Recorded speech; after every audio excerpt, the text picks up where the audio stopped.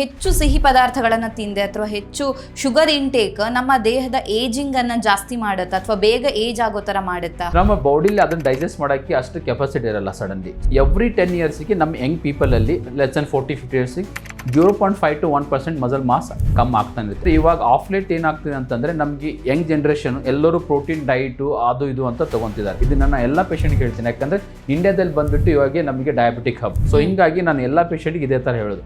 Creatine supplement ತಗೊಂತಾರೆ. ನಮ್ಮ ಬಾಡಿಯಲ್ಲಿ ಮಸಲ್ಸಲ್ಲಿ ಕ್ರಿಯಾಟಿನ್ ಇದೆ. ನಾವು ಕ್ರಿಯಾಟಿನ್ ಸಪ್ಲಿಮೆಂಟ್ ತಗೊಂಡ್ರೆ ಕಿಡ್ನಿ ಫಿಲ್ಟರ್ ಮಾಡಲ್ಲ, ಕ್ರಿಯಾಟಿನ್ ಜಾಸ್ತಿ ಆಗುತ್ತೆ. ನಮಗೆ ಈ ಇನ್ಫೆಕ್ಷನ್ ಆದರೆ ಫೈಟ್ ಮಾಡೋಕ್ಕೆ ನಮಗೆ ಮಸಲ್ ಮಾಸ್ ವೆರಿ ಇಂಪಾರ್ಟೆಂಟ್.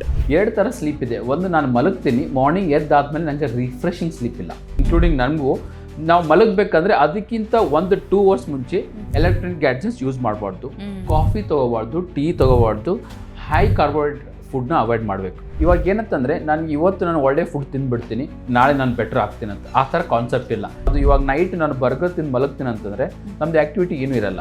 ನನ್ನ ಏಜ್ಗೆ ಕ್ರಿಯಾಟಿನ್ 0.6 to 0.8 ಇರಬೇಕು. ಕ್ರಿಯಾಟಿನ್ 1.2, 1.3 ಇದೆ, ಅದು ಅಬ್ನಾರ್ಮಲ್. ನಾರ್ಮಲ್ ಅಂತ ಹೇಳ್ತಾರೆ, ಬಟ್ ಅದು ಅಪ್ಪರ್ ಲಿಮಿಟ್. ಈಗ 40 ಇಯರ್ಸಿಗೆ ಆಗುವಂಥ ಏಜ್ ಶಿಫ್ಟಿಂಗ್ ನಮಗೆ 30 ಇಯರ್ಸಲ್ಲೇ ನೋಡ್ತಾ ಇದೆ. ಅದೇ ಇವಾಗ ಆರ್ಗ್ಯಾನಿಕ್, ನಾನ್ ಆರ್ಗ್ಯಾನಿಕ್ ಅಂತ ಇವಾಗ ಸ್ಟಾರ್ಟ್ ಆಗಿದೆ ಫುಡ್ ಬಗ್ಗೆ. ಸೊ ಅದ್ರದ್ದು ಇಂಪಾರ್ಟೆನ್ಸ್ ಇವಾಗ ಜಾಸ್ತಿ ಆಗ್ತಿದೆ. ಒಂದು ಮಸಲ್ ನಾವು ಕರೆಕ್ಟ್ ಟೈಮಿಗೆ ನಾವು ಯೂಸ್ ಮಾಡಿಲ್ಲ ಅಂತಂದರೆ ಅದು ಅಟ್ರೋಫಿ ಆಗುತ್ತೆ.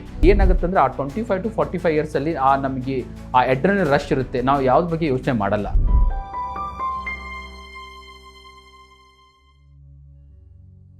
ವಿಜಯ ಕರ್ನಾಟಕ ವೀಕ್ಷಕರಿಗೆ ನಮಸ್ತೆ. ನಾನು ರಕ್ಷಾ ಕೋಟ್ಯಾನ್. ನಮ್ಮ ಬದಲಾದ ಜೀವನ ಶೈಲಿಯಿಂದಾಗಿ ನಮಗೆ ವಯಸ್ಸಲ್ಲದ ವಯಸ್ಸಲ್ಲಿ ಆರೋಗ್ಯ ಸಮಸ್ಯೆಗಳು ಕೂಡ ಹೆಚ್ಚಾಗಿನೇ ಬರ್ತಾ ಇದೆ. ಅದು ಸಣ್ಣ ವಯಸ್ಸಾಗಿರ್ಬೋದು ಅಥವಾ ಮಿಡ್ ಏಜ್ ಆಗಿರ್ಬೋದು. ಸೊ ಅದರಲ್ಲೂ ನಾವು ನೋಡೋದಾದರೆ ಈಗ ನಮ್ಮ ಹಿಂದಿನ ಕಾಲದಲ್ಲಿ ನೋಡೋದಾದರೆ ನಮ್ಮ ಅಜ್ಜ ಅಜ್ಜಿಂದ್ರು ಅಥವಾ ನಮ್ಮ ಅಪ್ಪ ಅಮ್ಮನೇ ನಾವು ಗಮನಿಸೋದಾದರೆ ಅವರು 30 ವರ್ಷ ಅಥವಾ 40 ವರ್ಷದಲ್ಲೂ ಕೂಡ ತುಂಬ ಆ್ಯಕ್ಟಿವ್ ಆಗಿದ್ರು. ಆದರೆ ಈಗಿನ ಯಂಗ್ಸ್ಟರ್ಸಿಗೆ ಈ ಸಣ್ಣ ಏಜಲ್ಲೇ ಅಥವಾ ಈ ಒಂದು ಯೌವನದಲ್ಲೇ ಕೂಡ ನನಗೇನು ಸುಸ್ತಾಗ್ತಾ ಇದೆ, ನಂಗೆ ಏಜ್ ಆಗ್ತಿದೆ ಅಂತ ಫೀಲ್ ಆಗ್ತಾ ಇದೆ, 10 ಹೆಜ್ಜೆ ನಡೆಯೋದಕ್ಕಾಗೋದಿಲ್ಲ. ಸೊ ಒಂದು ವಯಸ್ಸಾಗಿರೋ ಥರ ಫೀಲ್ ಯಂಗ್ ಏಜಲ್ಲೇ ಬಂದ್ಬಿಟ್ಟಿದೆ. ಸೊ ಯಾಕೆ ಹೀಗಾಗ್ತಾ ಇದೆ? ಸೊ ಬಯೋಲಾಜಿಕಲ್ ಏಜ್ ಹೆಚ್ಚಾಗ್ತಾ ಇರೋದಕ್ಕೆ ಕಾರಣ ಏನು, ಅಥವಾ ಬಯೋಲಾಜಿಕಲ್ ಏಜ್ ಅಥವಾ ಆ್ಯಕ್ಚುಯಲ್ ಏಜ್ ಅಂತ ಹೇಳಿದ್ರೆ ಏನು? ಸೊ ಇದನ್ನು ಹೇಗೆ ಪ್ರಿವೆಂಟ್ ಮಾಡೋದಕ್ಕೆ ಸಾಧ್ಯ ಆಗುತ್ತೆ? ಅಂದರೆ ನಮ್ಮ ಲೈಫ್ ಸ್ಟೈಲ್ ಮುಖಾಂತರನೇ ಇದನ್ನು ಪ್ರಿವೆಂಟ್ ಮಾಡ್ಬೋದಾ? ಸೊ ಹೆಲ್ದಿ ಲೈಫನ್ನು ಲೀಡ್ ಮಾಡೋದು ಹೇಗೆ? ನಮ್ಮ ಬಾಡಿಗೆ ಅಥವಾ ಮೆಂಟಲಿ ನಾವು ಏಜ್ ಆಗ್ತಾ ಇದ್ದೀವಿ ಅನ್ನೋ ಥರ ಫೀಲ್ ಆಗ್ತಾ ಇದೆಯಲ್ಲ ನಮಗೆ, ಅಥವಾ ಸುಸ್ತು ಏನಾಗ್ತಾ ಇದೆ ಇನ್ನರ್ ಬಾಡಿಯಲ್ಲಿ, ಸೊ ಇದನ್ನು ಯಾವ ರೀತಿಯಾಗಿ ತಡೆಗಟ್ಟಬಹುದು? ಈ ಎಲ್ಲ ವಿಚಾರದ ಬಗ್ಗೆ ಹೆಚ್ಚಿನ ಮಾಹಿತಿಯನ್ನು ತಿಳಿಸ್ಕೊಡೋದಕ್ಕೆ ಇವತ್ತು ನಮ್ಮ ಜೊತೆ ಇದ್ದಾರೆ doctor Basavaraj S Kumbar, senior consultant internal medicine and diabetologist, Aster hospital, Whitefield, Bangalore. Doctor, ಕಾರ್ಯಕ್ರಮಕ್ಕೆ ಸ್ವಾಗತ. Thank you. ನಮಸ್ತೆ ಸರ್. ಸರ್, ಇತ್ತೀಚಿನ ದಿನಗಳಲ್ಲಿ ಈಗ ಹೆಲ್ತ್ ಇಶ್ಯೂಸ್ ಒಂದು ಕಡೆ ಆಯಿತು ಅಂತ ಹೇಳಿದ್ರೆ, ಇದು ಒಂದು ರೀತಿ ನಾವು ಹೆಲ್ತ್ ಇಶ್ಯೂಸ್ ಅಂತ ಹೇಳೋದಕ್ಕೆ ಅಂದರೆ ಪ್ರಾಪರ್ ಆಗಿ ಇದೇ ಥರ ಪ್ರಾಬ್ಲಮ್ ಅಂತ ನಾವು ಅಂದರೆ ಕಾಮನ್ ಮ್ಯಾನ್ ಹೇಳೋದಕ್ಕಾಗೋದಿಲ್ಲ. ಬಟ್ ನಮಗೊಂದು ಫೀಲ್ ಆಗ್ತಾ ಇದೆ. ಈಗ ನಮಗೊಂದು 25 ವರ್ಷದ ಯುವಕರಲ್ಲೂ ಕೂಡ ಅಯ್ಯೋ ನನಗೆ 40 ಇಯರ್ಸ್ ಆಯಿತು ಅನ್ನೋ ಥರ ಫೀಲ್ ಆಗ್ತಾ ಇದೆ. ಅಂದರೆ ಆ ಏಜಿಂಗ್ ಫೀಲ್ ಬರ್ತಾ ಇದೆ. ಸೊ ಫುಡ್ ಅಂತ ಬಂದಾಗ ಯಾವೆಲ್ಲ ಫುಡ್ ನಾವು ಏಜ್ ಆಗ್ತಿದೆ ಅನ್ನೋದನ್ನು ತಡೆಯೋದಕ್ಕೆ ಸಾಧ್ಯ ಆಗುತ್ತೆ, ಅಥವಾ ನಮಗೊಂದು ಹುಮ್ಮಸ್ಸನ್ನು ಕೊಡೋದಕ್ಕೆ ಸಾಧ್ಯ ಆಗುತ್ತೆ? ಅಂದರೆ ಆಂಟಿ ಆಕ್ಸಿಡೆಂಟ್ ಫುಡ್ ಬಗ್ಗೆ ಹೇಳಿದ್ರೆ ನೀವು, ಸೊ ಯಾವುದೆಲ್ಲ ಮೆನ್ಷನ್ ಮಾಡಬಹುದು ಸರ್? ಅಂದ್ರೆ ಪರ್ಟಿಕ್ಯುಲರ್ಲಿ ಫುಡ್ ನೇಮನ್ನೇ ಮೆನ್ಷನ್ ಮಾಡಬಹುದು? ಸೊ ಫುಡ್ ಅಲ್ಲಿ ಆ ತರ ಕೇಳಿದ್ರೆ ವೆಜಿಟೇಬಲ್ಸ್ ಅಂತ ಹೇಳ್ತೇವೆ, ಲೆಗ್ಯೂಮ್ಸ್ ಅಂತ ಹೇಳ್ತೇವೆ, ಇವಾಗ ಮತ್ತೆ ನಮ್ಗೆ ಈ ಸಿಟ್ರಸ್ ಫುಡ್ ಅಂತ ಹೇಳ್ತೇವೆ. ಆ ತರ ಆ ಫುಡ್ ತಗೊಂಡ್ರೆ ಆಂಟಿ ಆಕ್ಸಿಡೆಂಟ್ಸ್ ಅಂತ ಹೇಳ್ತೇವೆ. ಆಮೇಲೆ ಗುಡ್ ಹೈಡ್ರೇಷನ್, ಸೊ ನಮ್ಮ ಸ್ಕಿನ್ ಟೋನ್ ಮೇಂಟೈನ್ ಮಾಡಕ್ಕೆ ಗುಡ್ ಹೈಡ್ರೇಷನ್ ಅಂತ ಹೇಳ್ತೇವೆ. 3 to 4 ಲೀಟರ್ಸ್ ಆಫ್ ವಾಟರ್ ತಗೊಳ್ಳಿ ಅಂತ, ಆಯ್ತಾ? ಇವಾಗ ಏನಾಗುತ್ತೆ ಅಂದ್ರೆ ಒಂದು ಎಕ್ಸಾಂಪಲ್, ನಮಗೆ ಶುಗರ್, ನಾವು ಇವಾಗ ಹೇಳ್ತೇವೆ ಪ್ರೊಸೆಸ್ ಫುಡ್ ತಿನ್ಬೇಡಿ, ಆಯ್ತಾ? ಶುಗರ್ ಐಟಮ್ಸ್ ಕಮ್ಮಿ ತಗೊಳ್ಳಿ ಅಂತ ಹೇಳ್ತೇವೆ. ಸೊ ಏನಾಗುತ್ತೆ, ನಾವು ಪ್ರೊಸೆಸ್ ಫುಡ್ಡು ಈ ಮತ್ತೆ ಶುಗರ್ ಐಟಮ್ಸು, ಆಯಿತಾ, ಮತ್ತು ರೆಡಿ ಟು ಕುಕ್ ಫುಡ್ ಇರುತ್ತೆ. ಆ ಥರ ಎಲ್ಲ ತೊಗೊಂಡ್ರೆ ಏನಾಗುತ್ತೆ ಅಂದರೆ ಅದರಲ್ಲಿ ಹೈ ಕ್ಯಾಲರೀಸ್ ಇರುತ್ತೆ, ಪ್ರೊಸೆಸ್ಡ್ ಫುಡ್ ಇರುತ್ತೆ. ನಮ್ಮ ಬಾಡಿಲಿ ಅದನ್ನು ಡೈಜೆಸ್ಟ್ ಮಾಡೋಕ್ಕೆ ಅಷ್ಟು ಕೆಪಾಸಿಟಿ ಇರಲ್ಲ ಸಡನ್ಲಿ. ಸೊ ಏನಾಗುತ್ತೆ, ಇದಕ್ಕೆ ಏನಾಗುತ್ತೆ, ಗ್ಲೈಕೇಷನ್ ಅಂತ ಹೇಳ್ತೇವೆ. ಸೊ ನಮಗೆ ಇದನ್ನು ಜಾಸ್ತಿನೇ ನಮಗೆ ಅದನ್ನು ಬ್ರೇಕ್ ಮಾಡೋಕ್ಕೆ ಅಷ್ಟು ಕೆಪಾಸಿಟಿ ಇರಲ್ಲ ಸೆಲ್ಲರ್ ಲೆವೆಲ್ಲೇ. ಸೊ ಇದನ್ನು ನಮಗೆ ಏನಾಗುತ್ತೆ, ಇನ್ಸುಲಿನ್ ರೆಸಿಸ್ಟೆನ್ಸ್ ಅಂದರೆ ನಮಗೆ ಈ ಅಕ್ಯುಮೇಷನ್ ಅಮಿನೋ ಆಸಿಡ್ಸ್ ಅಂತ ಹೇಳ್ತೇವೆ, ಅದು ಅಕ್ಯುಮೇಟ್ ಆಗಿಬಿಟ್ಟು ನಮಗೆ ಇನ್ಸುಲಿನ್ ರೆಸಿಸ್ಟೆನ್ಸ್ ಆಗುತ್ತೆ. ಅದಕ್ಕೆ ನಾವು ಬಂದ್ಬಿಟ್ಟು ಡಯಾಬಿಟಿಸ್ ಪ್ರೋನ್ ಅಂತ ಹೇಳ್ತೇವೆ. ಸೊ ಈ ಥರ ಸೊ ಹೆಲ್ತಿ ಫುಡ್ಡು, ಅವಾಗ ನಾವು ಅದೇ ಹೆಲ್ತಿ ಫುಡ್ ಅಂತ ಏನಂತಂದರೆ ಒಂದು ಪ್ಲೇಟಲ್ಲಿ ತೊಗೊಂಡ್ರೆ 50% ಗ್ರೀನ್ ಇರಬೇಕು, 20% ಪ್ರೋಟೀನ್, 20% ಕಾರ್ಬೋಹೈಡ್ರೇಟ್. ಇದು ನನ್ನ ಎಲ್ಲ ಪೇಷಂಟ್ಗೆ ಹೇಳ್ತೀನಿ, ಯಾಕಂದರೆ ಇಂಡಿಯಾದಲ್ಲಿ ಬಂದುಬಿಟ್ಟು ಇವಾಗ ನಮಗೆ ಡಯಾಬಿಟಿಕ್ ಹಬ್. ಸೊ ಹಿಂಗಾಗಿ ನಾನು ಎಲ್ಲ ಪೇಷಂಟ್ಗೆ ಇದೇ ಥರ ಹೇಳೋದು, ಆನ್ ಟೈಮ್ ಊಟ ಮಾಡಬೇಕು, ಈ ಥರ ಪ್ಲೇಟ್ನ ಡಿವೈಡ್ ಮಾಡಿ ಅಂತ ಹೇಳ್ತೇವೆ. ಓಕೆ. ಸೊ ಈಗ 50 ವಯಸ್ಸು ಆದಮೇಲೆ ನಮಗೆ ಮಾಂಸಖಂಡಗಳಲ್ಲಿ ಬಲ ಕಡಿಮೆ ಆಗ್ತಾ ಇದೆ ಅನ್ನೋದು, ಅದು ಆ ವಯಸ್ಸಿಗೆ ಕಾಮನ್ ಆಗಿರುತ್ತೆ ಅಥವಾ ನಮ್ಮ ಲೈಫ್ ಸ್ಟೈಲ್ ಕಾರಣ ಆಗಿರ್ಬೋದು, ಅಥವಾ ಏನೋ ಪ್ರಾಬ್ಲಮ್ ಇಂದ ಆ ಥರ ಸುಸ್ತಾಗೋ ಅಂಥದ್ದು ಅಥವಾ ಏನೋ ಶಕ್ತಿ ಇಲ್ಲ ಮೈಯಲ್ಲಿ ಅನ್ನೋ ದುರ್ಬಲ ಅನ್ನೋ ಥರ ಫೀಲ್ ಆಗೋ ಅಂಥದ್ದು. ಓಕೆ, ಸೊ ಇವಾಗ ಏನಂತಂದರೆ ನಮಗೆ ಮಸಲ್ ಮಾಸ್ ಅಂತ ಹೇಳ್ತೀವಿ, ಸಾರ್ಕೋಪಿನಿಯಾ ಅಂತ ಹೇಳ್ತೀವಿ ಮಸಲ್ ಮಾಸ್. ಸೊ ಏನಾಗುತ್ತೆ ಅಂದರೆ ನಮಗೆ ಎವ್ರಿ 10 ಇಯರ್ಸಿಗೆ ನಮ್ಮ ಯಂಗ್ ಪೀಪಲಲ್ಲಿ ಲೆಸ್ ದೆನ್ 40-50 ಇಯರ್ಸಿಗೆ 0.5 to 1% ಮಸಲ್ ಮಾಸ್ ಕಮ್ಮಿ ಆಗ್ತಾನೆ ಇರುತ್ತೆ. ಅಂದರೆ ಆಲ್ಮೋಸ್ಟ್ 10% ಅಂತ ಹಿಡ್ಕೋಬೇಕು. ಸೊ ಇವಾಗ ಏನಾಗ್ತದೆ ಅಂದರೆ ಅಬೋವ್ 50 ಇಯರ್ಸಿಗೆ ನಮಗೆ ಪ್ರೋಟೀನ್ಸ್ ವೆರಿ ಇಂಪಾರ್ಟೆಂಟ್ ಹೇಳ್ತೀವಿ. ಅಂದರೆ ನಮಗೆ ಪ್ರೋಟೀನ್ ಕರೆಕ್ಟ್ ಇತ್ತು ಅಂದರೆ ಮಸಲ್ ಮಾಸ್ ಕರೆಕ್ಟ್ ಇರುತ್ತೆ ಅಂತ. ಸೊ ಇದಕ್ಕೇನು ಹೇಳ್ತೇವೆ ಅಂತಂದರೆ ಇವಾಗ ಆಫ್ ಲೇಟ್ ಏನಾಗ್ತಿದೆ ಅಂತಂದರೆ ನಮಗೆ ಯಂಗ್ ಜನ್ರೇಷನ್ ಎಲ್ಲರೂ ಪ್ರೋಟೀನ್ ಡೈಟು ಅದು ಇದು ಅಂತ ತೊಗೊತಿದ್ದಾರೆ. ನನ್ನ ಒ ಪಿ ಡಿಯಲ್ಲಿ ನಾನು ಇವಾಗ ರೀಸೆಂಟಾಗಿ ಪೇಷಂಟ್ ನೋಡಿದೆ, ಅವ್ರು ಜಿಮ್ಮಿಗೆ ಹೋಗ್ತಿದ್ದಾರೆ, ಅವ್ರು ಹೆಲ್ತ್ ಮೇಂಟೈನ್ ಮಾಡಬೇಕು. ಸೊ ಅದು ಏನಾಗುತ್ತೆ, ಇವಾಗ ಜಿಮ್ ಟ್ರೈನರ್ಸಿಗೂ ಬ್ಲೇಮ್ ಮಾಡೋಕ್ಕಾಗಲ್ಲ. ಸೊ ಇವಾಗ ಏನಾಗುತ್ತೆ ಅಂದರೆ ಅವ್ರು ಹೇಳ್ತಾರೆ ತಗೊಳ್ಳಿ ಅಂತ. So almost again depends on ನಿಮ್ಮ ಮೇಲೆ. ಸಪ್ಲಿಮೆಂಟ್ಸ್ ಎಲ್ಲ ಕ್ರಿಯಾಟಿನ್ ಸಪ್ಲಿಮೆಂಟ್ ತೊಗೊತಾರೆ. ನಮ್ಮ ಬಾಡಿಯಲ್ಲಿ ಮಸಲ್ಸಲ್ಲಿ ಕ್ರಿಯಾಟಿನ್ ಇದೆ. ನಾವು ಕ್ರಿಯಾಟಿನ್ ಸಪ್ಲಿಮೆಂಟ್ ತೊಗೊಂಡ್ರೆ ಕಿಡ್ನಿ ಫಿಲ್ಟರ್ ಮಾಡಲ್ಲ, ಕ್ರಿಯಾಟಿನ್ ಜಾಸ್ತಿ ಆಗುತ್ತೆ. ಸೊ ಅದಕ್ಕೆ ನಾನು ಏನು ಹೇಳ್ತೀನಿ ಅಂತಂದರೆ ಕ್ರಿಯಾಟಿನ್ ಸಪ್ಲಿಮೆಂಟ್ಸ್ ಬಗ್ಗೆ ಸ್ವಲ್ಪ ನಿಮಗೆ ಗಮನ ವಹಿಸಬೇಕಾಗುತ್ತೆ.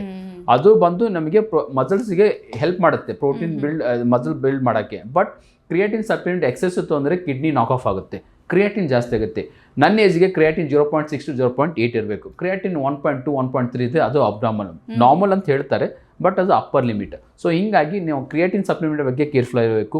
ವೇ ಪ್ರೋಟೀನ್ ಬಗ್ಗೆ ನೀವು ಒಂದು ಸ್ವಲ್ಪ ಕಾಶಿಯಸ್ ನೀವು ಗಮನ ವಹಿಸಬೇಕು. ಸೊ ನನ್ನ ಪ್ರಕಾರ ಏನಂತಂದರೆ ಪ್ಲ್ಯಾಂಟ್ ಪ್ರೋಟೀನ್ಸ್ ಆರ್ ಗುಡ್. ಆ ಪ್ಲ್ಯಾಂಟ್ ಪ್ರೋಟೀನ್ಸ್ ಬಗ್ಗೆ ಎಂಕರೇಜ್ ಮಾಡಬೇಕು. ಸೊ ನಮಗೆ ಲೆಸ್ ದೆನ್ 50 ಇಯರ್ಸ್ ನಿಮ್ಮ ಮಸಲ್ ಮಾಸ್ ನಮಗೆ ಮೇಂಟೈನ್ ಮಾಡೋಕ್ಕಂದ್ರೆ ನಿಮಗೆ ಪ್ರೋಟೀನ್ ಡೈಟ್ ತೊಗೋಬೇಕು. Hydration very important. Protein diet ಅಂತಂದರೆ ನಮ್ಮ ಇಂಡಿಯನ್ಸಲ್ಲಿ ಲೆಸ್ ದೆನ್ 40-50 ಇಯರ್ಸಿಗೆ 0.8 to 1 ಗ್ರಾಮ್ ಅಂತ ಹೇಳ್ತೀವಿ. ಅಬೋವ್ 50 ಇಯರ್ಸಿಗೆ 1 to 1.2 ಗ್ರಾಮ್ ಪ್ರೋಟೀನ್ಸ್ ಅಂತ ಹೇಳ್ತೀವಿ ಪರ್ kg. ಸೊ ಇಷ್ಟು ಕ್ಯಾಲ್ಕುಲೇಟ್ ಮಾಡಿ ನಾವು ತೊಗೋಬೇಕು. Muscle mass directly proportional to ನಮಗೆ ಆ ಒಂದು ಪವರ್ ಬರುತ್ತೆ. ನಮಗೆ ಈ ಇನ್ಫೆಕ್ಷನ್ ಆದರೆ ಫೈಟ್ ಮಾಡೋಕ್ಕೆ ನಮಗೆ muscle mass very important. So ಹೀಗಾಗಿ ಮಸಲ್ ಮಾಸ್ ಚೆನ್ನಾಗಿರೋರಿಗೆ ಇನ್ಫೆಕ್ಷನ್ ಕಮ್ಮಿ ಇರುತ್ತೆ ಮತ್ತು ಫೈಟಿಂಗ್ ಕೆಪಾಸಿಟಿ ಜಾಸ್ತಿ ಆಗುತ್ತೆ.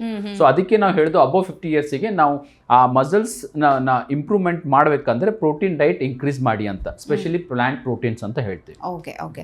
ಸೊ ಸ್ಲೀಪ್ ವಿಚಾರದಲ್ಲಿ ನೀವು ಮಾತಾಡ್ತಾ ಹೇಳಿದ್ರೆ ನಮಗೆ ಅಂದರೆ 7 to 8 hours ಆಫ್ ಸ್ಲೀಪ್ ತುಂಬಾ ಮುಖ್ಯ ಆಗುತ್ತೆ ಅಂತ. ಆದರೆ ಕೆಲವರಿಗೆ ಅಷ್ಟು ನಿದ್ದೆ ಮಾಡಿದ್ರು ಕೂಡ ನೆಕ್ಸ್ಟ್ ಡೇ ಒಂದು ರೀತಿ ನ್ಯೂ ಡೇ ಅಂತ ಫೀಲ್ ಆಗೋದೇ ಇಲ್ಲ. ಯಾಕೆ ಆ ಥರ ಆಗುತ್ತೆ ಅಂದರೆ ಪ್ರಾಪರಾಗಿ ನಿದ್ದೆ ಆಗಿರೋದಿಲ್ವಾ ಏನು ಅಂತ? Okay, so good question. ಇವಾಗ ನಮಗೆ ವೆರಿ ರಿಲಯಬಲ್ ನಮ್ಮ ಜನ್ರೇಷನ್ಗೆ 2 ಥರ ಸ್ಲೀಪ್ ಇದೆ. ಒಂದು, ನಾನು ಮಲಗ್ತೀನಿ, ಮಾರ್ನಿಂಗ್ ಎದ್ದಾದ್ಮೇಲೆ ನನಗೆ ರಿಫ್ರೆಶಿಂಗ್ ಸ್ಲೀಪ್ ಇಲ್ಲ. ಎರಡನೇದು ಬಂದುಬಿಟ್ಟು ನಾನು ಮಲಗ್ತೀನಿ, ಆಮೇಲೆ ನನಗೆ ರಿಫ್ರೆಶಿಂಗ್ ಸ್ಲೀಪ್ ಇದೆ. 2. ಫಸ್ಟ್ ಬಂದುಬಿಟ್ಟು ನಾನು ಮಲಗ್ತೀನಿ ಬಟ್ ರಿಫ್ರೆಶಿಂಗ್ ಸ್ಲೀಪ್ ಇಲ್ಲ. ಸೊ ಅದು ಬಂದು REM NREM ಅಂತ 2 ಸ್ಲೀಪ್ ಸೈಕಲ್ ಇದೆ, ಆಯಿತಾ. So totally 90 minutes of sleep cycle ಇರುತ್ತೆ. ಸೊ ನಾನು ಇವಾಗ ಅದೇ ಹೇಳ್ತೀನಿ, ಲಾಸ್ಟ್ ಟೈಮ್ ಒಂದು ನಾನು ಟಾಕ್ ಕೊಟ್ಟಾಗೆ ಸ್ಲೀಪ್ ಸೈಕಲ್ ಅಂತೇಳಿ ಆಫ್ಟರ್ನೂನ್ ನ್ಯಾಪ್ ಬೇಕಾ ಬೇಡ ಅಂತ. ಸೊ ನಮಗೆ ಇವಾಗ ಆಫ್ಟರ್ನೂನ್ ನ್ಯಾಪ್ ನಾವು ತೊಗೊಂಡ್ರೆ ನೈಟ್ ಮಲ್ಗೋಕ್ಕಾಗಲ್ಲ. ಸೊ ಮಧ್ಯಾಹ್ನದ ನಿದ್ದೆ ನಾವು ತೊಗೊಂಡ್ರೆ ನೈಟ್ ಮಲ್ಗೋಕ್ಕಾಗಲ್ಲ. ಸೊ ಅದಕ್ಕೆ ನಾನು ಹೇಳ್ತೀನಿ around 20 to 30 minutes of afternoon snap ನಿಮಗೆ ನಿಮ್ಮ ವರ್ಕ್ ಕೆಪಾಸಿಟಿ ಇನ್ಕ್ರೀಸ್ ಆಗುತ್ತೆ. ಅಂದರೆ ನಿಮಗೆ ವರ್ಕ್ ಪ್ರೊಡಕ್ಟಿವಿಟಿ ಇನ್ಕ್ರೀಸ್ ಆಗುತ್ತೆ. So very good. ಸೊ ಅದಕ್ಕಾಗಿ ನಾವೇನು ಹೇಳ್ತೇವೆ ಅಂದರೆ ನೀವು ಕರೆಕ್ಟಾಗಿ ನೀವು ಮಲಗಿಲ್ಲ ಅಂತಂತಂದರೆ ನಿಮಗೆ ಮೆಲಟೋನಿನ್ ಹಾರ್ಮೋನ್ ಅದೊಂದು ಸಿಕ್ರೇಷನ್ಸ್ ಕಮ್ಮಿ ಆಗುತ್ತೆ. ಸೊ ಆ ಮೆಲಟೋನಿನ್ ಹಾರ್ಮೋನ್ ಏನಾಗುತ್ತೆ ನಿಮಗೆ ಅಡ್ವರ್ಸ್ ಎಫೆಕ್ಟ್ ನಿಮಗೆ ಹಾರ್ಟ್ ಮೇಲೆ, ಬ್ರೈನ್ ಮೇಲೆ, ಕಿಡ್ನಿ ಮತ್ತು ಲಿವರ್ ಮೇಲೆ ಎಫೆಕ್ಟ್ ಆಗುತ್ತೆ. ಅಂದರೆ ನಾವು ಇವಾಗ ಕರೆಕ್ಟಾಗಿ ಮಲಗಿಲ್ಲ ಅಂದರೆ ಕಾರ್ಟಿಸೋಲ್ ಲೆವೆಲ್ ಹಾರ್ಮೋನ್ ಜಾಸ್ತಿ ಆಗುತ್ತೆ. ಕಾರ್ಟಿಸೋಲ್ ಲೆವೆಲ್ ಹಾರ್ಮೋನ್ ಜಾಸ್ತಿ ಆದರೆ ನಿಮಗೆ ಹಾರ್ಟು, ಕಿಡ್ನಿ, ಲಿವರ್ ಮೇಲೆ ಎಫೆಕ್ಟ್ ಆಗುತ್ತೆ. ಅದೇ ನಮಗೆ ಹಾರ್ಟ್ ಅಂತಂದರೆ ನಮಗೆ ಈ ಅಥೆರೋಸ್ಕ್ಲೆರೋಸಿಸ್ ಅಂದರೆ ಹಾರ್ಟ್ ಅಟ್ಯಾಕು, ಲಿವರ್ ಅಂದರೆ ಫ್ಯಾಟಿ ಲಿವರು, ಕಿಡ್ನಿ ಅಂದರೆ ವೇಸ್ಟ್ ಪ್ರಾಡಕ್ಟ್ ನಾವು ಕರೆಕ್ಟಾಗಿ ಅದನ್ನು ಎಕ್ಸ್ಟ್ರಾಕ್ಟ್ ಮಾಡಲ್ಲ, ಕಿಡ್ನಿ ಇಶ್ಯೂ ಆಗುತ್ತೆ. ಆಮೇಲೆ ಬ್ರೈನ್ ಬಂದು ವೇಸ್ಟ್ ಪ್ರಾಡಕ್ಟ್ ಎಲ್ಲ ಕರೆಕ್ಟಾಗಿ ನಮಗೆ ಹೋಗಿಲ್ಲ ಅಂತಂದರೆ ಬ್ರೈನ್ ಫಾಗ್ ಅಂತ ಹೇಳ್ತಾರೆ. ಅದೇ ನಾವು ಇವಾಗ IT ನೋಡ್ತೇವೆ, ಯಾಕಂದ್ರೆ ನಮ್ಮ ಹಾಸ್ಪಿಟಲ್ ಇರೋದ್ರಿಂದ IT ಹಬ್ಬಲ್ಲಿ. ಸೊ ನಮ್ಮ ಮಾರ್ನಿಂಗ್ ನಮ್ಮ ಪೇಷಂಟ್ಸ್ ಬಂದು ಹೇಳ್ತಾರೆ, ಸರ್ ನಾನು ಮಾರ್ನಿಂಗ್ ಎದ್ದಾಗ ನನಗೆ ಬ್ರೈನ್ ಫಾಗ್ ಆದಂಗೆ ಆಗುತ್ತೆ ಅಂತ. ಯಾಕಂತ ಅವ್ರಿಗೆ ಕೇಳಿದ್ರೆ ಎಷ್ಟು ಗಂಟೆ ಮಲಗಿದ್ದಾರೆ ನೀವು ಅಂತಂದ್ರೆ ಅವ್ರು ಹೇಳ್ತಾರೆ ಸರ್ 2 ಗಂಟೆ 3 ಗಂಟೆ ಮಲಗಿ. ಸೊ 2 ಗಂಟೆ 3 ಗಂಟೆ ಮಲಗಿದಂದ್ರೆ ನಿಮಗೆ ಮೆಲಟೋನಿನ್ ಹಾರ್ಮೋನ್ ಸಿಕ್ರೇಷನ್ಸ್ ಆಗ್ತಿಲ್ಲ. ಸೊ ನಿಮಗೆ ಕರೆಕ್ಟ್ ಸ್ಲೀಪ್ ಆಫ್ ಡ್ಯೂರೇಷನ್ ಆಗ್ತಿಲ್ಲ. ಸೊ ಅದಕ್ಕೆ ಮಾರ್ನಿಂಗ್ ನಿಮಗೆ ಅದು ಬ್ರೈನ್ ಫಾಗ್ ಆಗ್ತಿದೆ ಅಂತ. ಸೊ ಇದಕ್ಕೆ so sleep very important. 6 to 8 hours sleep ನಮಗೆ ಡೆಫಿನೆಟ್ಲಿ ಬೇಕು. That is a good sleep. So ನಮಗೆ ಸ್ಲೀಪ್ ಹೈಜೀನ್ ಅಂತ ಹೇಳ್ತೇವೆ, ವೆರಿ ಇಂಪಾರ್ಟೆಂಟ್. ಇವಾಗ ನಮ್ಮಲ್ಲಿ ಬಂದುಬಿಟ್ಟು ಪ್ರಿಮೋಡಿಯಲ್, ಪ್ರೈಮರಿ, ಸೆಕೆಂಡ್ರಿ ಮತ್ತು ಟೆರಿಷರಿ ಪ್ರಿವೆನ್ಷನ್ ಅಂತ ಹೇಳ್ತೀವಿ. ಸೊ ನಾವೆಲ್ಲ ಎಲ್ಲ ಜನ್ರೇಷನ್ಗೆ ಪ್ರಿಮೋಡಿಯಲ್ ಅಂದರೆ ನಿಮಗೆ ಸ್ಟಾರ್ಟ್ ಆಗೋದಕ್ಕೆ ಮುಂಚೆನೇ ನಾವು ನಿಮಗೆ ಅದನ್ನು ಅಡ್ವೈಸ್ ಮಾಡ್ತೀವಿ. Sleep hygiene very important.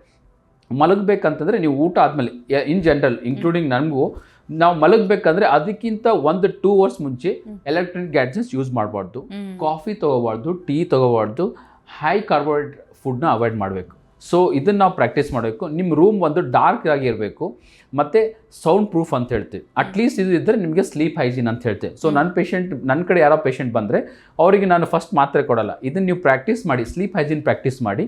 ಆಗಿಲ್ಲ ಅಂತಂದರೆ ನಿಮಗೆ ಸ್ಲೀಪ್ ಸೈಕಲ್ ಸೆಟ್ ಮಾಡೋಕ್ಕೆ ನಾವು 2 to 4 weeks ನಾವು ನಿಮ್ಗೆ ಮಾತ್ರೆ ಕೊಡ್ತೀವಿ ಅಂತ ಹೇಳ್ತೀವಿ. ಸೊ ಅವಾಗ ಏನು ಮಾಡುತ್ತೆ ಅಂದರೆ ನಿಮ್ಗೆ ಆ ಮಾತ್ರೆ ಏನು ಮಾಡುತ್ತೆ, ನಿಮಗೆ ಅರ್ಲಿ ಆನ್ಸೆಟ್, ನಿಮಗೆ ಬೇಗನೆ ನಿದ್ದೆ ಬರೋಂಗೆ ಆ ಥರ ಮಾಡಿ ನಮಗೆ ಆ ಸಿಕ್ರಿಷನ್ ಒಂದು ಹಾರ್ಮೋನ್ ಸಿಕ್ರಿಷನ್ ಒಂದು ಎಲಿವೇಟ್ ಮಾಡುತ್ತೆ ಅದಕ್ಕೆ. ಸೊ ನಮಗೆ 6 to 8 hours ಡೆಫಿನೆಟ್ಲಿ ಸ್ಲೀಪ್ ಬೇಕು ಅದಕ್ಕೆ. ಸೊ ಮಧ್ಯಾಹ್ನ ಮೇಲೆ ನಿದ್ದೆ ಮಾಡೋದು ಹಾಗಾದ್ರೆ ಒಳ್ಳೇದು ಅಂತ ಹೇಳ್ತಾರೆ, ಹೇಗೆ? ನಮಗೆ 20 to 30 minutes of short nap ಅಂತ ಹೇಳ್ತೀವಿ. ಸೊ ಅದು ವೆರಿ ಇಂಪಾರ್ಟೆಂಟ್. ಸ್ವಲ್ಪ ಜನಕ್ಕೆ ಏನಾಗುತ್ತೆ ಅಂದ್ರೆ ಬೆಸ್ಟ್ ಹಾಗಾದ್ರೆ. ಹೌದು, 20 to 30 minutes of snap in the afternoon, ಅದು ನಿಮಗೆ ವರ್ಕ್ ಕೆಪಾಸಿಟಿ ನಿಮಗೆ ಅದು ಇಂಪ್ರೂವ್ ಮಾಡುತ್ತೆ. ಓಕೆ, ಯಾಕಂತ ಹೇಳಿದ್ರೆ ಈ ವಿಚಾರದಲ್ಲೂ ತುಂಬಾ ಕನ್ಫ್ಯೂಷನ್ ಇತ್ತು. ತುಂಬಾ ಜನ ಹೇಳ್ತಾರೆ, ಕೆಲವ್ರು ಹೇಳ್ತಾರೆ ಲೈಕ್ ಮಧ್ಯಾಹ್ನ ಮೇಲೆ ನಿದ್ದೆ ಮಾಡಬಾರ್ದು ಅಂತ, ಇನ್ ಕೆಲವ್ರು ಹೇಳ್ತಾರೆ ಮಾಡಬೇಕು ಅಂತ. ಸೊ ಈ ಕನ್ಫ್ಯೂಷನ್ಸ್ ಕ್ರಿಯೇಟ್ ಆಗುತ್ತೆ. ಸೊ ಅದಕ್ಕೋಸ್ಕರ ಕೇಳಿದೆ. ಯಾಕಂದ್ರೆ ನಮಗೆ ಒಂದು ಶಾರ್ಟ್ ನ್ಯಾಪ್ ಆಫ್ಟರ್ನೂನ್ ಬೇಕು. ಯಾಕಂದ್ರೆ ನಮ್ಗೆ ಏನಾಗುತ್ತೆ, ನ್ಯೂರೋ ಟ್ರಾನ್ಸ್ಮಿಟರ್ ಕಂಟಿನ್ಯೂಸ್ ಎಕ್ಸೈಟೇಷನ್ ಇರುತ್ತೆ. ಅದಕ್ಕೆ ಅಟ್ಲೀಸ್ಟ್ ಒಂದು 20 to 30 minutes ಒಂದು ಗ್ಯಾಪ್ ಕೊಟ್ರೆ ರೀಜನರೇಷನ್ ಆಫ್ ನ್ಯೂರೋ ಟ್ರಾನ್ಸ್ಮಿಟರ್ ಅಂತ ಹೇಳ್ತೀವಿ. So the work capacity increase ಆಗುತ್ತೆ, ಎಫಿಷಿಯನ್ಸಿ ಇನ್ಕ್ರೀಸ್ ಆಗುತ್ತೆ. ಓಕೆ.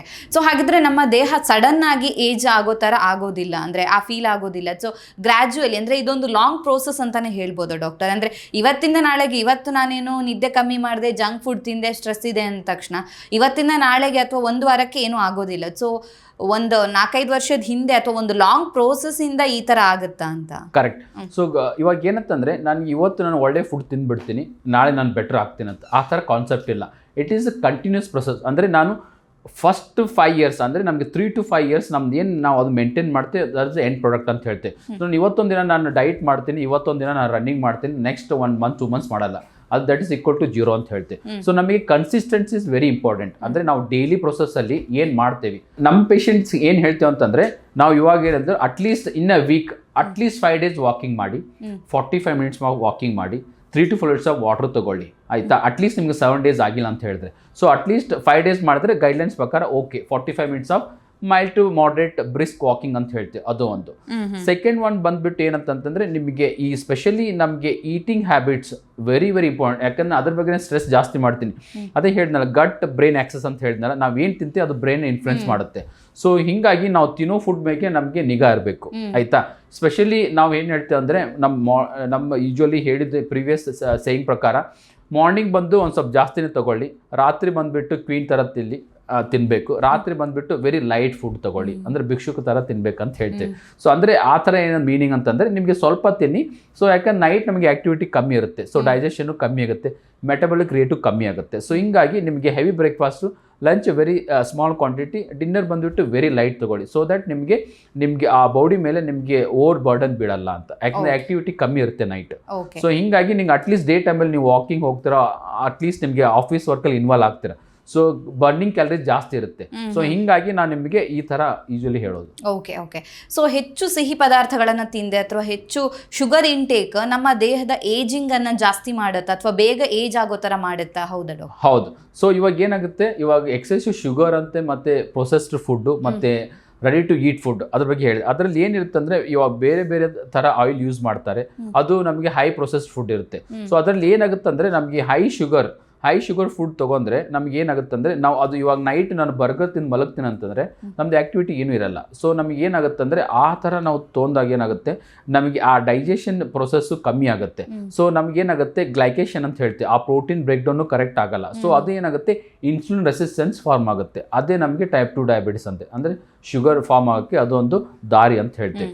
ಸೊ ನಮಗೆ process food, ready to cook, ready to eat food, ಅದನ್ನೆಲ್ಲ ಅವಾಯ್ಡ್ ಮಾಡ್ಬೇಕಂತ ಹೇಳ್ತೀವಿ. ಇವಾಗ weekly once in a while ಅಂತ ಹೇಳ್ತೀವಿ, ಅದನ್ನು ತೊಗೋಬೋದು. ಬಟ್ ಡೈಲಿ ತೊಗೊಂಡ್ರೆ ಅದು ಹ್ಯೂಮನ್ ಬಾಡಿಗೆ ಕಷ್ಟ ಆಗುತ್ತೆ. ಯಾಕಂದರೆ ಅದರಲ್ಲಿ ಹೈಲಿ ಕಾಂಪ್ಲಿಕೇಟೆಡ್ ಪ್ರೋಟೀನ್ಸ್ ಇದೆ. ನಮ್ಮ ಹ್ಯೂಮನ್ ಬಾಡಿಯಲ್ಲಿ ಒಂದು ಪ್ರೊಸೆಸ್ ಇದೆ, ಈ ಥರ ಪ್ರೋಟೀನ್ಸ್ ಬ್ರೇಕ್ ಡೌನ್ ಮಾಡುತ್ತೆ. ನಾವು ಹೈಲಿ ಪ್ರೊಸೆಸ್ಡ್ ಪ್ರೋಟೀನ್ ಫುಡ್ ಎಲ್ಲ ತೊಗೊಂಡ್ರೆ ನಮಗೆ ಆ ಕೆಪಾಸಿಟಿ ಇರಲ್ಲ ನಮಗೆ ಬರ್ನ್ ಮಾಡೋಕ್ಕೆ. ಅದಕ್ಕೆ ನಮಗೆ ಅದು ಫ್ಯಾಟ್ ಕನ್ವರ್ಟ್ ಆಗುತ್ತೆ, ಫ್ಯಾಟಿ ಲಿವರ್ ಆಗುತ್ತೆ, ಮತ್ತು ನಮಗೆ ಈ ಮಸಲ್ ಮಾಸ್ ಜಾಸ್ತಿ ಆಗುತ್ತೆ. ಸೊ ಈ ಥರ ಅದು ಒಂದು ಕಾನ್ಸೆಪ್ಟ್ ಇರೋದ್ರಿಂದ, ಸೊ ನಾವೇನು ಹೇಳ್ತೀವಿ, light processed food, natural food, plant processed food, proteins ತಗೋ ಅಂತ ಹೇಳ್ತೀವಿ. ಓಕೆ. ಸೊ ಇಷ್ಟರ ತನಕ ನೀವು ಸ್ಲೀಪ್ ಬಗ್ಗೆ, ಅಂದರೆ ನಿದ್ದೆ ಬಗ್ಗೆ ಮಾತಾಡಿದ್ರಿ, ಫುಡ್ ವಿಚಾರದ ಬಗ್ಗೆ ಮಾತಾಡಿದ್ರಿ. ಇನ್ನು ನೆಕ್ಸ್ಟ್ ಹೋಗೋದಾದ್ರೆ ಇನ್ಫ್ಲಮೇಷನ್, ಅಂದರೆ ನಮ್ಮ ದೇಹದಲ್ಲಿ ಇನ್ಫ್ಲಮೇಷನ್ ಆಗಿದೆ ಅಂತ ಹೇಳ್ತಾರೆ. ಸೊ ಜನರಿಗೆ ಈಸಿಯಾಗಿ ಅರ್ಥ ಆಗೋ ರೀತಿಯಲ್ಲಿ ಹೇಳೋದಾದ್ರೆ, ನಮ್ಮ ಬಾಡಿಯಲ್ಲಿ ಇನ್ಫ್ಲಮೇಷನ್ ಆಗೋದು ಅಂತ ಹೇಳಿದ್ರೆ ಏನು ಡಾಕ್ಟರ್? ಆಕ್ಚುಲಿ ನಮ್ಮ ದೇಹದೊಳಗೆ ಒಳಗಡೆ ಏನಾಗಿರುತ್ತೆ, ಆರ್ಗನ್ಸ್ ಅಲ್ಲಿ ಏನಾದ್ರೂ ಎಫೆಕ್ಟ್ ಆಗಿರುತ್ತೆ ಹೀಗೆ? ಓಕೆ, ಇನ್ಫ್ಲಮೇಷನ್ ಅಂದ್ರೆ very very good point. Inflammation ಅಂದ್ರೆ ಎರಡು ತರ ಇದೆ, ಒಂದು ಅಕ್ಯೂಟ್ ಇನ್ಫ್ಲಮೇಷನ್, ಒಂದು ಕ್ರೋನಿಕ್ ಇನ್ಫ್ಲಮೇಷನ್. ಅಕ್ಯೂಟ್ ಇನ್ಫ್ಲಮೇಷನ್ ಅಂದ್ರೆ ಅದು ನಮಗೆ ಪ್ರೊಟೆಕ್ಟಿವ್. ಅಂದ್ರೆ ನಾನು ರೋಡಲ್ಲಿ ಹೋಗ್ತಿದ್ದೆ, ನನಗೆ ಬೈಕಿಂದ ಬಿದ್ದೆ, ಸೊ ಅವಾಗ ಇಲ್ಲಿ ಅಬ್ರೇಷನ್ಸ್ ಆಗುತ್ತೆ, ಊತ ಬರುತ್ತೆ, ಅದು ಬಂದು acute inflammation, that is a protective inflammation. Okay, so ಅವಾಗ ಏನಾಗುತ್ತೆ, ಆ ಬಾಡಿ ನಮಗೆ ಅದನ್ನು ಫೈಟ್ ಮಾಡಿ ಹೀಲ್ ಮಾಡುತ್ತೆ, ಅದು ಬಂದು ಪ್ರೊಟೆಕ್ಟಿವ್ ಇನ್ಫ್ಲಮೇಷನ್. ಸೊ ಅದಕ್ಕೆ ಒಂದು ಈಗ CRP ಅಂತ ಹೇಳ್ತೀವಿ, ಸಿ ರಿಯಾಕ್ಟಿವ್ ಪ್ರೋಟೀನ್, ಅದೊಂದು ಕ್ರೋನಿಕ್ ಇನ್ಫ್ಲಮೇಟರಿ ಮಾರ್ಕರ್ಸ್. ಅದು ಬಂದ್ಬಿಟ್ಟು ಅದು ಇನ್ಫ್ಲಮೇಷನ್ ಅಂದ್ರೆ ನಮಗೆ ಈ ತರ ಇಂಜುರಿ ಆದ್ರೆ ಜಾಸ್ತಿ ಆಗುತ್ತೆ. ಇನ್ನೊಂದು ಬಂದು ನಾನ್ ಇನ್ಫ್ಲಮೇಟರಿ ಕಂಡೀಷನ್ ಅಲ್ಲಿ ಜಾಸ್ತಿ ಆಗುತ್ತೆ. ಕ್ರೋನಿಕ್ ಇನ್ಫ್ಲಮೇಷನ್ ಇಸ್ ಬ್ಯಾಡ್ ಅಂತ ಹೇಳ್ತೀವಿ. ಕ್ರೋನಿಕ್ ಇನ್ಫ್ಲಮೇಷನ್ ಅಂತಂದರೆ ನಮಗೆ ಲಿವರ್ ಇಶ್ಯೂಸು, ಕಿಡ್ನಿ ಇಶ್ಯೂಸು, ಆಮೇಲೆ ಮತ್ತು ನಮಗೆ ಈ ಜಾಯಿಂಟ್ ಪೇನು, ಸ್ಪೆಷಲಿ ನಮಗೆಲ್ಲ ಯಂಗ್ಸ್ಟರ್ಸಿಗೆ ಇವಾಗ ಸರ್ವಿಕಲ್ ಸ್ಪಾಂಡ್ಲೈಸಿಸು, ಲಂಬಾರ್ ಸ್ಪಾಂಡ್ಲೈಸಿಸ್ ಅಂದರೆ ನಮಗೆ neck pain, lower back pain, knee joint pain, ankle pain ಅಂತ ಸ್ಪ್ರೇನ್ ಅಂತ ಹೇಳ್ತೀವಿ. ಅದಕ್ಕೆ ಕ್ರೋನಿಕ್ ಇನ್ಫ್ಲಮೇಷನ್. ಸೊ ಅವಾಗ ಏನಾಗುತ್ತೆ, ಕ್ರೋನಿಕ್ ಇನ್ಫ್ಲಮೇಷನ್ ಅಂದರೆ ಸೆಲ್ಯುಲರ್ ಡೆತ್, ಏಜಿಂಗ್ ಜಾಸ್ತಿ ಆಗುತ್ತೆ. ಸೆಲ್ಯುಲರ್ ಡೆತ್, ಏಜಿಂಗ್ ಜಾಸ್ತಿ ಆದರೆ ನಮಗೆ ಎಲ್ಲ ಸೆಲ್ ಸೈಕಲ್, ಇವಾಗ ನಮ್ಮ ಸೆಲ್ ಸೈಕಲ್ ಬಂದು 120 ಡೇಸ್ ಇದೆ, ಸೊ ಸೆಲ್ ಸೈಕಲ್ ಬಂದ್ಬಿಟ್ಟು 90 ಡೇಸ್ಗೆ ಮುಗುತ್ತೆ. ಸೊ ಅಂದ್ರೆ ಏಜ್ ಅರ್ಲಿ ಪ್ರೊಸೆಸ್ ಆಗುತ್ತೆ ಅಂತ, ಏಜಿಂಗ್ ಜಾಸ್ತಿ, ಜೀವಕೋಶಗಳು ಬೇಗನೆ ಸತ್ತು ಹೋಗುತ್ತೆ ಅಂತ. ಕರೆಕ್ಟ್. ಸೊ ಹಿಂಗಾಗಿ ನಮಗೆ ಈ kidney damage, fatty liver, heart ಬಗ್ಗೆ ಸ್ಟ್ರೆಸ್. ಹಾರ್ಟ್ ಬಗ್ಗೆ ಏನಂತಂದ್ರೆ ಒಂದು ಆರ್ಟ್ರಿ ಇದೆ, ಆರ್ಟ್ರಿ ಸ್ಟಿಫ್ನೆಸ್ ನಮಗೆ ಅಬೋವ್ 50 years ಆದಲ್ಲಿ ಆರ್ಟ್ರಿ ಸ್ಟಿಫ್ನೆಸ್ ಆಗುತ್ತೆ. ಇಲ್ಲ ಅದು ಏಜ್ ಆದಂಗೆ ನಮಗೆ ಸ್ಟಿಫ್ನೆಸ್ ಆಗ್ತಾ ಇರುತ್ತೆ. ಬಟ್ ಈ 40 yearsಗೆ ಆಗುವಂಥ ಏಜ್ ಸ್ಟಿಫ್ನಿಂಗ್ ನಮಗೆ 30 years ಅಲ್ಲೇ ನೋಡ್ತಾ ಇದೆ, ಯಾಕಂದ್ರೆ ಅದು ಸ್ಟ್ರೆಸ್ ಲೆವೆಲ್. ಓಕೆ, ಆಮೇಲೆ ಲೇಟ್ ನೈಟ್ ಮಲ್ಗೋದು, ಹಾರ್ಮೋನಲ್ ವೇರಿಯೇಷನ್ಸು, ಆಮೇಲೆ ಆಲ್ಕೋಹಾಲು, ಸ್ಮೋಕಿಂಗು, ಸೊ ಈ ಪ್ರೊಸೆಸ್ ಫುಡ್ ಇದೆಲ್ಲ. ಸೊ ಹಾರ್ಟ್ ಸ್ಟಿಫ್ನಿಂಗ್ ಅಂತಂದರೆ ಒಂದು ವಾಲ್ಯೂಮ್ ಇರುತ್ತೆ, 100 ml ಒಂದು ಈ ವಾಲ್ಯೂಮಲ್ಲಿ ಹೋಗಬೇಕು. ಆ ಸ್ಟಿಫ್ನೆಸ್ಸಿಗೆ ನಮಗೆ ಇವಾಗ ಏನಂತಂದರೆ ಈ 100 ml ಈ ವಾಲ್ಯೂಮಲ್ಲಿ ಹೋಗ್ಬೇಕಂದ್ರೆ ಇವಾಗ 120 ml ಈ ವಾಲ್ಯೂಮಲ್ಲಿ ಹೋಗಲ್ಲ. ಸೊ ಅವಾಗ ಆರ್ಟ್ರಿ ನಮಗೆ ಅಡಾಪ್ಟ್ ಆಗಲ್ಲ. ಸೊ ಅದಕ್ಕೆ ಬಂದು ಕಾರ್ಡಿಯಾಕ್ ಮೇಲೆ ಸ್ಟ್ರೆಸ್ ಆಗುತ್ತೆ, ಅದಕ್ಕೆ ಒಂದು ಸಡನ್ ಸ್ಟ್ರೋಕು, ಹಾರ್ಟ್ ಅಟ್ಯಾಕ್ಸ್ ಎಲ್ಲ ಆಗ್ತಾ ಇದೆ ಇವಾಗ. ಓಕೆ. ಸೊ ಹಾಗಿದ್ರೆ ಅಕ್ಯೂಟ್ ಆಗಿ ಆಗುವಂತ ಇನ್ಫ್ಲಮೇಷನ್ ಒಳ್ಳೇದು, ಕ್ರಾನಿಕ್ ಆಗಾದ್ರೆ ಅದು ಬ್ಯಾಡ್ ಎಫೆಕ್ಟ್ ಕೊಡುತ್ತೆ. ಕ್ರಾನಿಕ್ ಇನ್ಫ್ಲಮೇಷನ್ ಅಂತಂದ್ರೆ ಅದು ಬ್ಯಾಡ್ ಎಫೆಕ್ಟ್ ಆನ್ ದಿ ಹೆಲ್ತ್ ಅಂತ ಹೇಳ್ತೀವಿ. ಅದೇ ಕಿಡ್ನಿ, ಲಿವರು, ಬ್ರೈನು, ಇದೆಲ್ಲ ಹಾರ್ಟ್, ಇದರ ಮೇಲೆ ಎಫೆಕ್ಟ್ ಆಗುತ್ತೆ. ಓಕೆ, ಇದು ಕೂಡ ಸ್ಲೋ ಆಗಿ ಆಗುತ್ತಾ? ಅಂದ್ರೆ ಕ್ರಾನಿಕ್ ಇನ್ಫ್ಲಮೇಷನ್ ಸ್ಲೋ ಪ್ರೊಸೆಸ್. ಹೌದು, ಸ್ಲೋ ಪ್ರೊಸೆಸ್. ಅದು ನಮಗೆ ಗೊತ್ತು ಆಗಲ್ಲ ನಿಮಗೆ ಆಗ್ತಿದೆ ಅಂತ, ಯಾಕಂದ್ರೆ ಅದು ನಿಮ್ಗೆ ಯಾವ್ದು ಸಿಂಪ್ಟಮ್ಸ್ ಏನಿಲ್ಲ ಅಂಟಿನಲ್ಲೆಸ್ ನೀವು ಚೆಕ್ ಮಾಡ್ತೀವಿ. ಅದಕ್ಕೆ ಹೇಳೋದು ಇಂಪಾರ್ಟೆನ್ಸ್ ಆಫ್ ಇವಾಗ ಪ್ರಿವೆಂಟಿವ್ ಹೆಲ್ತ್ ಚೆಕಪ್ ಅಂತ ಹೇಳ್ತಿದೆ. ಇವಾಗ ಮುಂಚೆ ಎಲ್ಲ ನಾವು ಅಬೋವ್ 50 years ನಮಗೆ ನಾವು ಓದಬೇಕಂದ್ರೆ ನಮ್ಮ MBBS ಮೆಡಿಸಿನ್ ಸ್ಕೂಲಲ್ಲಿ ನಮಗೆ ಅಬೋವ್ 50 yearsಗೆ ಹಾರ್ಟ್ ಇಶ್ಯೂ ಎಲ್ಲ ನೋಡ್ತಿದ್ದೇವೆ, ಕಿಡ್ನಿ ಇಶ್ಯೂ ಎಲ್ಲ ನೋಡ್ತೀವಿ. ಇವಾಗೆಲ್ಲ ನನ್ನ ಕ್ಲಿನಿಕಲ್ಲಿ, ಹಾಸ್ಪಿಟಲ್ಲಿ ನಾವು ಒಂದು 15 years 20 yearsಗೆ ಎಲ್ಲ ನಾವು ಇಶ್ಯೂ ನೋಡ್ತಾ ಇದ್ದೀವಿ. ಸೊ ನಮಗೆ 50 years ನೋಡೋಂತಲ್ಲಿ 20 years ನೋಡ್ತೀವಿ ಅಂದರೆ there is a drastic change ಆಗ್ತಿದೆ ನಮ್ಮ ಲೈಫ್ ಸ್ಟೈಲಲ್ಲಿ, ಸ್ಪೆಷಲಿ ಫುಡ್ಡಲ್ಲಿ. ಅದೇ ಇವಾಗ ಆರ್ಗಾನಿಕ್, ನಾನ್ ಆರ್ಗಾನಿಕ್ ಅಂತ ಇವಾಗ ಸ್ಟಾರ್ಟ್ ಆಗಿದೆ ಫುಡ್ ಬಗ್ಗೆ. ಸೊ ಅದ್ರದ್ದು ಇಂಪಾರ್ಟೆನ್ಸ್ ಇವಾಗ ಜಾಸ್ತಿ ಆಗ್ತಿದೆ. ಆರ್ಗಾನಿಕ್ ಫುಡ್ ತಗೊಳ್ಳಿ, ಅದು ಬೆಟರ್ ಇರುತ್ತೆ, without fertiliser, natural fertiliser use ಮಾಡಿ. ಸೊ ಇದನ್ನೆಲ್ಲ ಕಾನ್ಸೆಪ್ಟ್ ಬರ್ತಿದೆ. ಸೊ ಆರ್ಗಾನಿಕ್ ಫುಡ್ ಎಲ್ಲ ವೆರಿ ಗುಡ್ ಅಂತ ಹೇಳ್ತಿದೆ. ಓಕೆ. ಸೊ ಇವಾಗಂತೂ IT ಫೀಲ್ಡ್ ಅಲ್ಲಿ ಜಾಸ್ತಿ ನಾವು ನೋಡೋದಾದ್ರೆ ಕಾರ್ಪೊರೇಟ್ ಇದ್ರಲ್ಲೆಲ್ಲ ಹೆಚ್ಚು ಕೂತ್ಕೊಂಡು ಕೆಲಸ ಮಾಡುವಂಥದ್ದು, ಪ್ಲಸ್ AC ರೂಮಲ್ಲಿ ಇರ್ತಾರೆ, ಯಾವುದೇ ಆಕ್ಟಿವಿಟೀಸ್ ಅವ್ರದ್ದಿಲ್ಲ, ಅದರ ಜೊತೆಗೆ ಜಂಕ್ ಫುಡ್ಡು, ಸ್ಟ್ರೆಸ್ಸು, ಇದೆಲ್ಲಾನು ಒಟ್ಟಾದರೆ ಯಾವೆಲ್ಲ ಹೆಲ್ತ್ ಇಶ್ಯೂಸ್ ಲಾಂಗ್ ಟರ್ಮ್ ಅಲ್ಲಿ ಬರಬಹುದು, ಸೊ ಮುಂದೆ ಯಾವೆಲ್ಲ ಕಾಂಪ್ಲಿಕೇಶನ್ಸ್ ಆಗಬಹುದು ಅಂತ ಡಾಕ್ಟರ್? ಇವಾಗ ಬರೋದಾದ್ರೆ ಇವಾಗ AC ರೂಮಲ್ಲಿ ನಾವು ಕೂತ್ಕೊಂತೇವೆ ಅಂತಂದ್ರೆ ನಮಗೆ AC ರಿಲೇಟೆಡ್ ಇಶ್ಯೂಸ್ ಇವಾಗ ಬಂದ್ಬಿಟ್ಟು AC ರಿಲೇಟೆಡ್ ಇಶ್ಯೂಸ್ ಜಾಸ್ತಿ ಆಗ್ತಿದೆ. ಏನಂತಂದ್ರೆ ಇವಾಗ AC ಕೂತ್ಕೊಂಡಿದೆ ಅಂತಂದ್ರೆ ಎಲ್ಲರಿಗೆ ಅದೊಂದು ಫೀಲ್, ಒಂದು ಕಂಫರ್ಟ್ ಇರುತ್ತೆ, ಬಟ್ ಅದು ಸೈಡ್ ಎಫೆಕ್ಟ್ ಯಾರಿಗೆ ಜಾಸ್ತಿ ಗೊತ್ತಿಲ್ಲ. AC ಕೂತ್ಕೊಂಡ್ರೆ ಏನಾಗುತ್ತೆ, ಏರ್ ಮಾಯ್ಸ್ಟ್ ಆಗುತ್ತೆ, ಡಿಹೈಡ್ರೇಷನ್ ಆಗುತ್ತೆ, ಆಯಿತಾ. ಆಮೇಲೆ ಮತ್ತೆ ನಮ್ಗೆ ಏನಾಗುತ್ತೆ ಅಂದರೆ ಈ ಸ್ಕಿನ್ ಡ್ರೈನೆಸ್ ಆಗುತ್ತೆ, ಮತ್ತು ಇಚ್ಚಿ ಸ್ಕಿನ್ ಅಂತ ಹೇಳ್ತೀವಿ, ಇದು ಒಂದು. AC ರಿಲೇಟೆಡ್ ನ್ಯೂಮೋನಿಯಾ ಎಲ್ಲ ಕಾಮನ್ ಆಗಿದೆ. ಅಂದರೆ ನಾವು AC ಕೂತ್ಕೊಂಡು ಸ್ವಲ್ಪ ಜನಕ್ಕೆ ಹೇಳ್ತಾರೆ ನನಗೆ ಕಫ್ ಜಾಸ್ತಿ ಆಗುತ್ತೆ, ಸೋತೋಟ್ ಜಾಸ್ತಿ ಆಗುತ್ತೆ, ನಮಗೆ ಕಫ ಜಾಸ್ತಿ ಆಗುತ್ತಂತೆ, ಅದಕ್ಕೆ AC ರಿಲೇಟೆಡ್ ನ್ಯೂಮೋನಿಯಾಸ್ ಎಲ್ಲ ಜಾಸ್ತಿ ಆಗ್ತಿದೆ. ಸೊ ಯಾಕಂತಂದ್ರೆ ನಮಗೆ ಇವಾಗ AC ಕ್ಲೀನ್ ಮಾಡ್ತೇವೆ ಅಂತ ಹೇಳ್ತೇವೆ, ಅದು ಎಷ್ಟು ಎಫೆಕ್ಟಿವ್ ಆಗಿ ಕ್ಲೀನ್ ಮಾಡ್ತೇವೆ, ಎಷ್ಟು ರೆಗ್ಯುಲರ್ ಆಗಿ ನಾವು ಅದನ್ನು ಕ್ಲೀನ್ ಮಾಡ್ತೇವೆ, ಅದ್ರ ವೆರಿ ಇಂಪಾರ್ಟೆಂಟ್. ಸೊ ಹಿಂಗಾಗಿ AC ಕೂತ್ಕೊಳ್ಳೋದ್ರಿಂದ ನಮಗೆ ಡಿಹೈಡ್ರೇಷನ್ಸ್ ವೆರಿ ಕಾಮನ್. ಸೊ ಅದು ಒಂದು ಆಗ್ತಾ ಇದೆ. ಮಾಯ್ಶ್ಚರ್ ಅಂತ ಹೇಳ್ತೇವೆ, ಏರ್ ಮಾಯ್ಶ್ಚರ್ ಕಮ್ಮಿ ಆಗುತ್ತೆ, ಡ್ರೈನೆಸ್ ಜಾಸ್ತಿ ಆಗುತ್ತೆ. So AC related issues. So ನಾವು ಕಂಟಿನ್ಯೂಸ್ ಇವಾಗ ಕೂತ್ಕೊಂಡು ವರ್ಕ್ ಮಾಡ್ತೇವೆ ಅಂತಂದ್ರೆ ನಮಗೆ ಏನಾಗುತ್ತೆ, ಇವಾಗ ನೀವು ನೋಡಿರ್ಬೋದು ಸ್ಟ್ರೋಕ್ ಆದವರಿಗೆ ನಮಗೆ ಮಸಲ್ ಸ್ಟಿಫ್ನೆಸ್ ಆಗುತ್ತೆ. ಅದೇ ಥರ ನಾವು ಈ ಒಂದೇ ಜಾಗದಲ್ಲಿ ನಾವು ಕೂತ್ಕೊಂಡ್ರೆ ನಮಗೆ ಮಸಲ್ ಅಟ್ರೋಪಿ ಆಗುತ್ತೆ. ಸೊ ಅದನ್ನ ಮಸಲ್ ನಮಗೆ ಆ್ಯಕ್ಷನ್ ಇರಲ್ಲ. ಸೊ ಹೀಗಾಗಿ ನಮ್ಗೆ ಏನಾಗುತ್ತೆ ಅಂದರೆ ಕಂಟಿನ್ಯೂಸ್ ಆಗಿ ನಮಗೆ ನಮಗೆ ಆ ಆಕ್ಟಿವಿಟಿ ಕಮ್ಮಿ ಆಗಿ ಸ್ಟಿಫ್ನೆಸ್ ಜಾಸ್ತಿ ಆಗುತ್ತೆ. ಸೊ ಇವಾಗ ನಾವು ನೋಡ್ಬೋದು, ನಾನೇ ಇವಾಗ ಕಂಟಿನ್ಯೂ 1 ತಾಸು 1 hour ಕೂತ್ಕೊಂಡಿದ್ದೇನೆ ಅಂತಂದರೆ ಮಸಲ್ ಸ್ಟಿಫ್ನೆಸ್ ಅಂತ ಹೇಳ್ತೀವಿ. ಅಂದರೆ ನಮಗೆ ಬ್ಯಾಕ್ ಮಸಲ್ ಸ್ಟಿಫ್ನೆಸ್ ಆಗುತ್ತೆ, ಥೈ ಮಸಲ್ ಸ್ಟಿಫ್ನೆಸ್ ಆಗುತ್ತೆ, ಕಾಫ್ ಮಸಲ್ ಸ್ಟಿಫ್ನೆಸ್ ಆಗುತ್ತೆ. ಎದಕ್ಕಂದರೆ ಇದಕ್ಕೆ ಮೂವ್ಮೆಂಟ್ ಇರಲ್ಲ. ಸೊ ಹೀಗಾಗಿ ಏನಾಗುತ್ತೆ ಅಂದರೆ ಈಗ ಆ್ಯಕ್ಟಿವ್ ಮಸಲ್ನ ಗ್ಲೂಕೋಸ್ ಅಂತ ಅಪ್ಡೇಟ್ ಮಾಡುತ್ತೆ. ಸೊ ನಾವು ಅದನ್ನು ಇವಾಗ ತಿಂದ್ಬಿಟ್ಟು ಸಡನ್ ಕೂತ್ರೆ ನಮಗೆ ಆ ಆ್ಯಕ್ಟಿವ್ ಮಸಲ್ ಅಷ್ಟೇ ಅಪ್ಡೇಟ್ ಮಾಡುತ್ತೆ ಗ್ಲೂಕೋಸ್. ಅಕಸ್ಮಾತ್ ನಾವು ಆ್ಯಕ್ಟಿವ್ ಇರಲಿಲ್ಲ ಅಂತಂದರೆ ಅದು ಹೋಗಿ ಫ್ಯಾಟ್ ಕನ್ವರ್ಟ್ ಆಗುತ್ತೆ, ಫ್ಯಾಟಿ ಲಿವರ್ ಆಗುತ್ತೆ, ಹಾರ್ಟ್ ಮೇಲೆ ಕಿಡ್ನಿ ಮೇಲೆ ಎಫೆಕ್ಟ್ ಆಗುತ್ತೆ. ಸೊ ಅದಕ್ಕೆ ಹೇಳೋದು ಡಿಸೀಸ್ ಅಟ್ರೋಪಿ ಅಂತ. ಅಂದರೆ ನಾವು ಒಂದು ಮಸಲ್ ನಾವು ಕರೆಕ್ಟ್ ಟೈಮಿಗೆ ನಾವು ಯೂಸ್ ಮಾಡಿಲ್ಲ ಅಂತಂದರೆ ಅದು ಅಟ್ರೋಪಿ ಆಗುತ್ತೆ. ಸೊ ಅದಕ್ಕೆ ನಾವು ಹೇಳೋದು ಎವ್ರಿ 1 hour ನಿಮ್ಮ ಪ್ಲೇಸಿಂದ ಎತ್ಕೊಂಡ್ಬಿಟ್ಟು ಒಂದು 2 minutes ವಾಕ್ ಮಾಡಿ ಅಂತ ಹೇಳೋದು. ಅಂದರೆ ನಿಮಗೆ ಆ ಆಕ್ಟಿವಿಟಿ ಬರುತ್ತಂತೆ.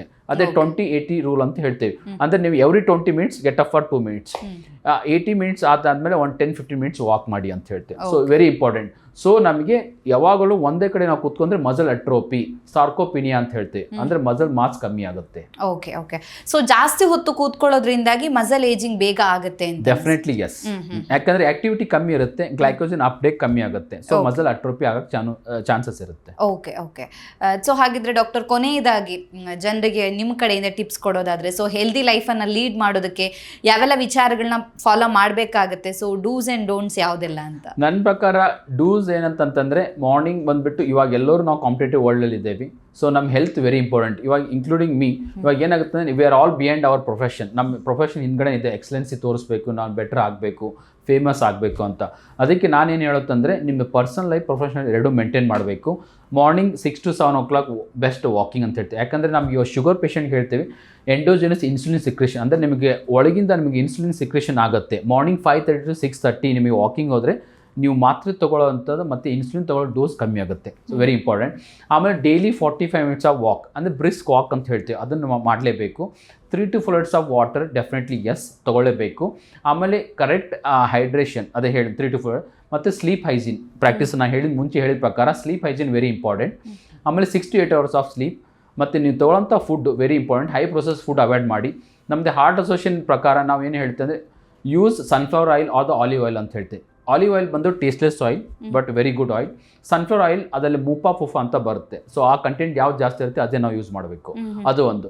ಆಮೇಲೆ ನಮ್ಮ ಸ್ಟ್ರೆಸ್ ಲಾಸ್ ಕಮ್ಮಿ ಮಾಡಬೇಕು. ಹಾರ್ಟ್ ಹೆಲ್ತ್ಗೆ ಒಳ್ಳೇದು ಅಂತಾನೆ ಸರ್?